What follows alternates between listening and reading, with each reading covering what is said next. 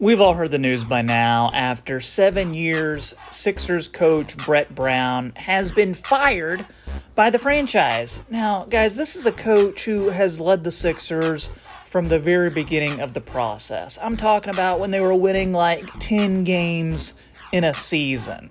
So finding that next coach is going to be the start of a new era for the franchise. There's lots of pressure to get it right.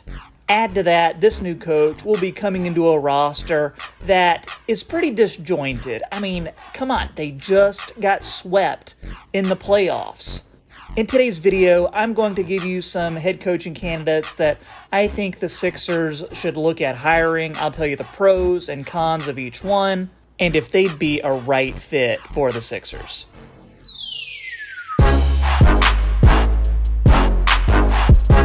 How's it going, everybody? This is Troy, host of the Half Court Report YouTube channel. Hey, I know I've been doing a lot of Sixers videos lately, but it seems like there's so much Sixers news that's coming out. Hey, it's just working that way. But before we get into it, make sure you like this video. If you enjoy NBA content, make sure you subscribe to the channel. Going for 10,000 subs, so any help is appreciated. First guy I'm going to talk about is Tyronn Lue, who is currently a Clippers assistant. And we all know Tyronn Lue as the guy who was the head coach of the Cavs. He won a title with the Cavaliers back when they had LeBron James and Kyrie Irving. And if you talk to some people, they'll say, well, he only won because of LeBron James. He's really not that great of a coach. He wasn't particularly known as a great X's and O's coach when he was in Cleveland, but it's not fair to say that he's lacking in that area. In fact, he won a lot of fans with his ability to make changes on the fly, make those adjustments, and that's a skill set in a coach that a lot of Sixer fans are going to want. Plus, if you can coach players like LeBron and Kyrie in big moments, then logic says you'd probably be able to do pretty well with Joel Embiid and Ben Simmons. The biggest question with Tyronn Lue is, would he be able to succeed when he doesn't have one of the greatest players of all time on the team? I also want to talk about Ime Udoka, who is a current Sixers assistant. And I mentioned Udoka in my Knicks coaching video, so if you're a fan of the channel, you may be familiar with Udoka. He came from that San Antonio coaches tree who has produced coaches now in Memphis, Milwaukee, Utah, and he's been revered for his mind, his demeanor, anytime his name comes up in coaching conversations. He's even said himself that his journeyman career in the NBA really helped him gain that valuable perspective for a coaching candidate. When he was with San Antonio, he helped in their free agency, helped in recruiting players to the team. He also has the respect of his former mentor in Greg Popovich. He's raved about his former assistant whenever he's asked about him.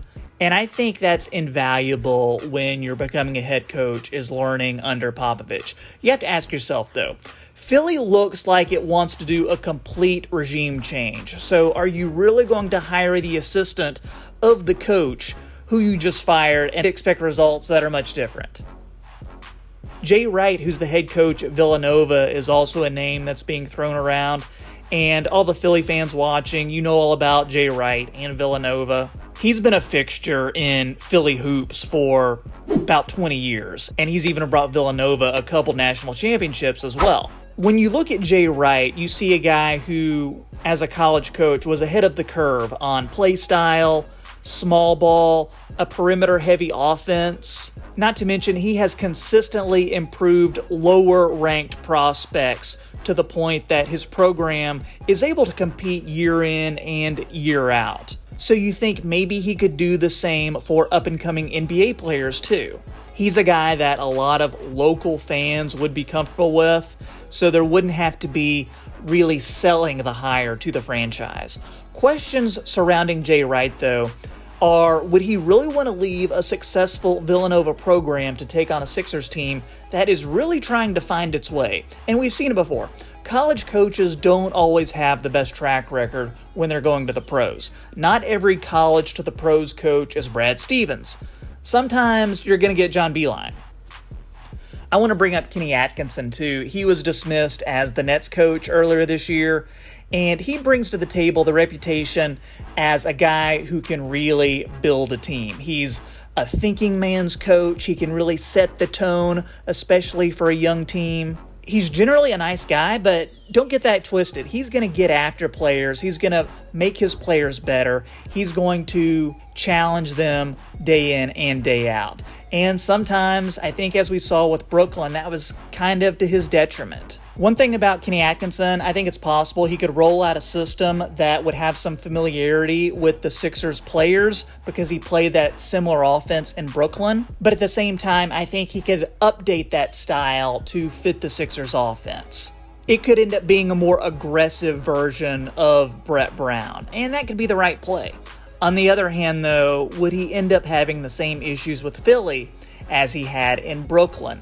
Is he a guy who can reach the big-name stars? Is he more of a guy who can build up young teams as opposed to a coach you win a championship with?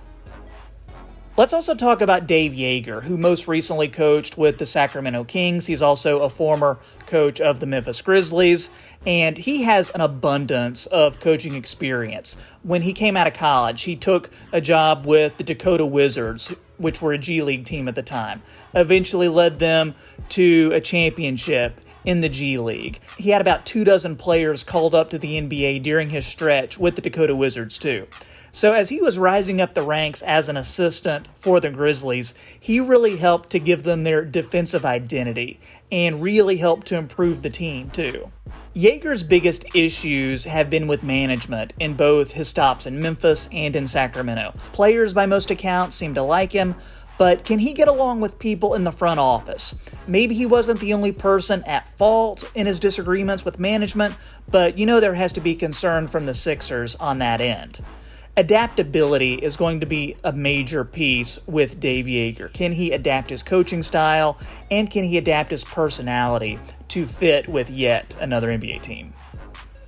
I'd be remiss if I didn't mention Mark Jackson as well. He has lots of fans, not only on this channel, but I think among players and also among coaches too. He hasn't coached since he was with the Warriors back in the 2014 season, and he did really well with the Warriors, but then you always think after he was fired, his team did way better and they ended up winning a championship.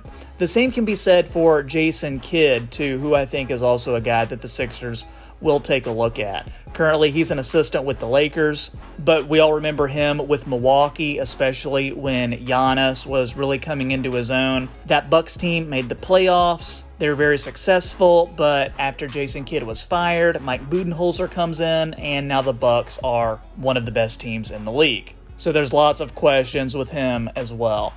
Guys, let me know what you think in the comments. Who do you want to be the next Sixers coach? Was it anybody I mentioned? Do you have another name that I haven't thought about? Or, as a matter of fact, who do you not want to be the Sixers coach? Tell me in the comments. Make sure you like this video. Also, subscribe to the channel.